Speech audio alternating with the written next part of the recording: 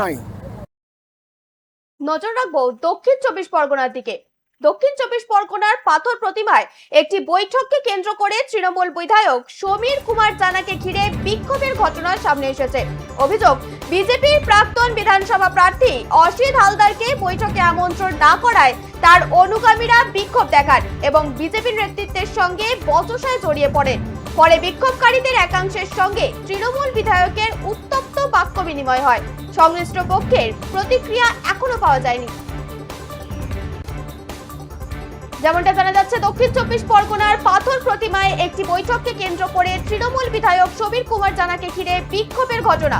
অভিযোগ, বিজেপির প্রাক্তন বিধানসভা প্রার্থী অসিত হালদারকে বৈঠকে আমন্ত্রণ না করায় তার অনুগামীরা বিক্ষোভ দেখান এবং বিজেপির নেতৃত্বের সঙ্গে বচসায় জড়িয়ে পড়ে। পরে বিক্ষোভকারীদের একাংশের সঙ্গে তৃণমূল বিধায়কের উত্তপ্ত বাক্য বিনিময় হয়। সংশ্লিষ্ট পক্ষের প্রতিক্রিয়া এখনো পাওয়া যায়নি।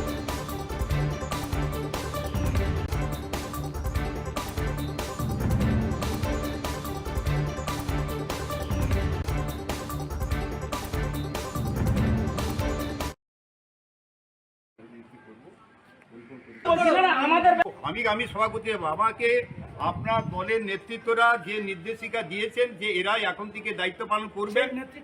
আমি আগে জিজ্ঞেস করুন বিডিও সাহেবের কাছে। বিডিও সাহেবের কাছে আগে না, আপনাকে দেয়নি তো, বিডিও সাহেবকে দিয়েছে, কিন্তু আপনি সমন্বয় করতে গেলেন কেন? বিডিও সাহেবকে দেওয়া হয়েছে এবং ওরা ব্লকে কারা কারা নেতৃত্ব দেবে সে তালিকা আমার কাছে পৌঁছে দেওয়া হয়েছে।